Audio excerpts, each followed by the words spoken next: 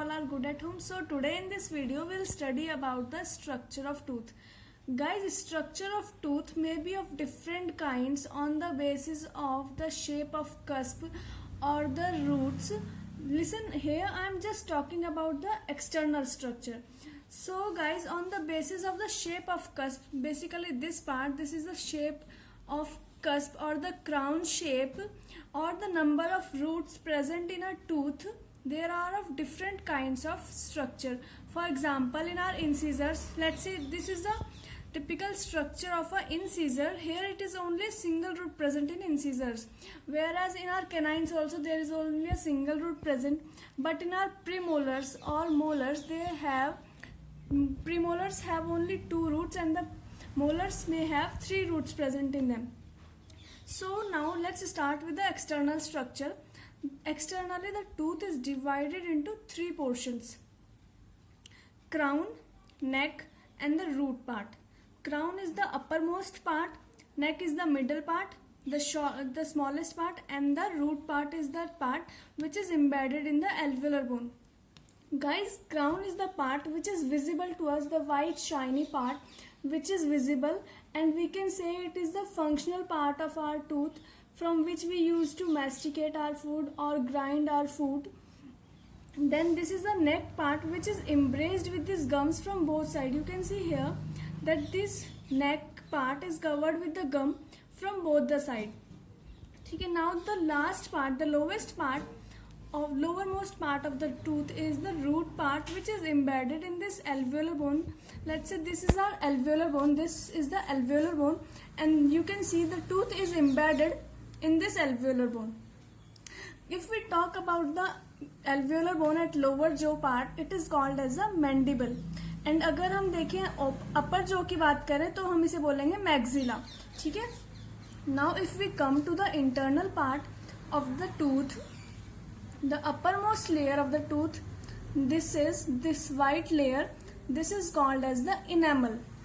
जो सबसे ऊपर की white layer होती है जो हमें दिखाई देती है basically, वो होती है enamel. It is 98% made up of calcium phosphates, or it is inorganic in nature, or we can say it is the non-living part and the hardest substance in our body. Guys, it is secreted by the cells, specialized cells called as the ameloblast cells, and below this there is present the dentine, the second layer, which is pale yellowish in color. You can see here it is also hard, but it is less hard. ये enamel से कम hard होती है. क्यों? क्योंकि यहाँ पे जो enamel है ना, enamel फॉर्म होती है कैल्शियम फॉस्फेट से, और वो कैल्शियम फॉस्फेट एक क्रिस्टलाइन स्ट्रक्चर फॉर्म करते हैं जिसको हम बोलते हैं हाइड्रोक्सी एपेटाइट, जो enamel में फॉर्म होते हैं, जिसकी वजह से ये वाइट और शाइनी अपीयर होती है और हार्ड भी होती है. जबकि डेंटाइन का स्ट्रक्चर सेम ही होता है, कंपोजिशन सेम होता है, और we can say it is also somewhat similar to that of bones. It is also made up of calcium phosphates, और यहाँ पे भी ये क्रिस्टलाइन स्ट्रक्चर फॉर्म करते हैं हाइड्रोक्सी एपेटाइट. बट क्या होता है, जो ये क्रिस्टल्स होते हैं इनकी साइज स्मॉल होता है as compared to that of formed in the enamel. जो इनेमल में क्रिस्टल फॉर्म होते हैं उसके कंपैरिजन में डेंटाइन के क्रिस्टल्स का साइज स्मॉल होता है, जिसकी वजह से ये सॉफ्ट होता है. सॉफ्ट तो नहीं होता है लेकिन लेस हार्ड होता है इनेमल के कंपैरिजन में. ठीक है, now you can see here this dentine is covering the whole part और the upper part as well as the root part of the tooth. From the upper part it is coming to the end of the tooth, whereas जो enamel है वो केवल crown part cover कर रही है. इसलिए हम कह सकते हैं कि डेंटाइन हमारी कोर या बल्क पार्ट फॉर्म करती है टूथ का. ठीक है, नाउ ये जो डेंटाइन है ये सिक्रेट होती है ओडोंटोब्लास्ट सेल से. You can see here these are the odontoblast cells. These cells use to secrete this layer, dentine layer.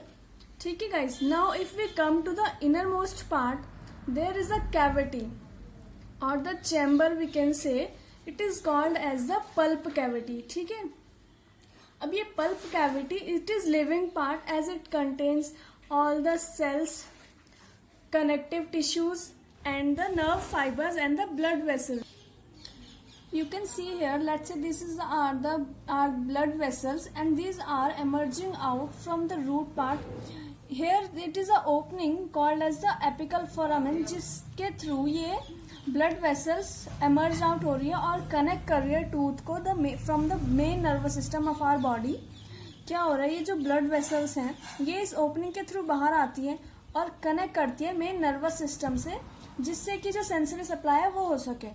ठीक है, and you can see here there is a layer covering the dentine on the lower part. This layer is called as the cementum. From the name itself, you can know that this layer is doing the attachment work. Basically ये क्या कर रही है, ये tooth को attach करके रख रही है इस पेरिडोंटल लिगामेंट से और मेंटेन करती है उसकी इंटीग्रिटी को, बेसिकली रूट की इंटीग्रिटी को, जिससे हमारे टूथ में कोई मूवमेंट ना हो सके और वो फिक्स्ड रह सके उस सॉकेट में। ठीक है, and beside this layer cementum, there is present the periodontal ligament. This periodontal ligament helps in protection of our nerve fibers और blood vessels को प्रोटेक्ट करने में हेल्प करती है from the mechanical force and the jerk. और cementum का basically function ये भी होता है कि ये रिपेयर में और रिजनरेशन में भी हेल्प करती है। ठीक है, अब हमने अभी तक क्या पढ़ा देखो। The tooth is basically divided into three parts. The uppermost part, crown, it is the functional part and the visible above the gums. The second part is the neck part, which is embraced by the fleshy gum tissue. And the lowermost part, which is the root part. The root part is the unseen portion that supports the tooth in the jawbone. ठीक है, are attached to the alveolar bone of the jaw by the fibrous ligament called the periodontal ligament. ये यही कह रहा है यहाँ पे कि जो हमारा रूट पार्ट है वो alveolar bone से अटैच रहती है with the help of this fibrous ligament, जिसको बोलते हैं periodontal ligament.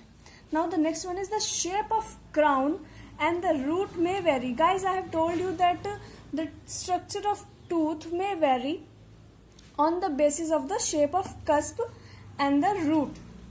कैसे कि डिफरेंट टाइप्स के टूथ में डिफरेंट शेप हो सकती है कस्प की, या फिर नंबर ऑफ रूट्स वेरी कर सकती हैं। ठीक है, now the upper most layer of the tooth is the enamel which is wholly inorganic. Basically it is somewhat 98% it is inorganic and hence it is non-living also. The hardest substance in our body. Guys, you have to remember this, that enamel is the hardest substance in our body and made up of calcium phosphates and fluorides. It is ectodermal in origin and crystalline calcium phosphates. Basically ये यही कह रहा है कि जो calcium phosphates हैं वो crystal form करते हैं, जिसको हम बोलते हैं hydroxyapatite. Now the second layer is the middle layer, that is dentine, which is less harder than enamel, made up of calcium salts and pale yellowish in color, mesodermal in origin, and it forms the main bulk or core of each tooth extending from whole length of the tooth. ये जो dentine है ये whole length को cover करती है tooth की, और जबकि जो इनेमल होता है वो केवल क्राउन पार्ट को कवर करता है। ठीक है, now the innermost part there present the pulp cavity.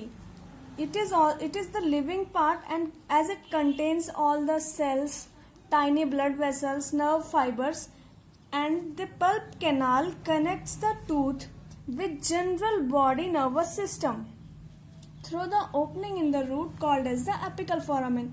ये यही बता रहा है कि जो पल्प कैनाल है हमारी पल्प कैविटी में, वो हमारे जनरल बॉडी के जो मेन नर्वस सिस्टम है उससे टूथ को कनेक्ट करके रखती है with the help of a opening, जो हमारे रूट के एंड में प्रेजेंट होती है, जो ओपनिंग उसके थ्रू कनेक्ट करके रखती है, जिसको हम बोलते हैं एपिकल फोरामेन। गाइज, यहाँ पे तो हमने बात की एक टिपिकल स्ट्रक्चर की टूथ की, लेकिन जब हम देखें कि जो हमारे परमानेंट टीथ्स होते हैं और जो टेम्परेरी टीथ होते हैं सिमिलर होते हैं, but there is a big difference in them, how that the primary teeths are smaller than the permanent teeth.